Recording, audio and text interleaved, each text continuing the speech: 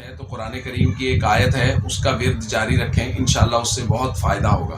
الرحمن الرحیم، نحمدہ ونصلی ونسلم علی رسولہ الکریم، اما بعد۔ ایک وظیفہ پوچھا گیا ہے کہ دشمن سے حفاظت کے لیے اور اولاد کی نافرمانی کو ختم کرنے کے لیے اور اس کو فرما بردار بنانے کے لیے کوئی وظیفہ بتا دیں۔ دیکھیں، سب سے پہلے تو بنیادی بات یہ ہے کہ بچوں کی دینی تربیت کرنے کی کوشش کریں، ان کو قرآن پاک پڑھائیں، احادیث نبویہ پڑھائیں جس کے اندر والدین کی اہمیت کو، والدین کے بارے میں حسن سلوک کو بیان کیا گیا ہے۔ باقی جہاں تک وظیفے کا تعلق ہے تو قرآن کریم کی ایک آیت ہے، اس کا ورد جاری رکھیں، انشاءاللہ اس سے بہت فائدہ ہوگا۔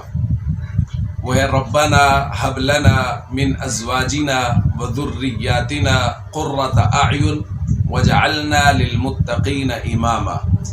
اس آیت کو کثرت سے پڑھیں، اور اگر کسی ایک جگہ پہ بیٹھ کے پڑھیں تو ایک تصویر روزانہ کوشش کریں اس آیت کی کریں، تو اس سے انشاءاللہ اللہ رب العزت فضل فرمائیں گے اور بچے فرما بردار ہوں گے۔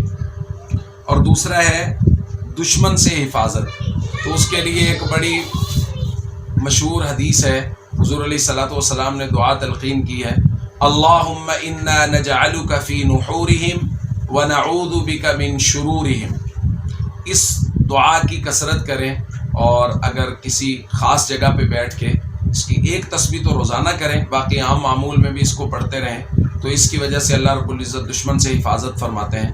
تو یہ دو باتیں، دو وظیفے الگ الگ پوچھے گئے تھے، دشمن سے حفاظت کا اور اولاد کی فرما برداری کا، دونوں کی درخواست کر دی گئی ہے۔ اس کا معمول بنائیں، انشاءاللہ اللہ رب العزت سے بہت امید ہے کہ بے حد فائدہ ہوگا۔ وآخر دعوانا ان الحمد للہ رب العالمین۔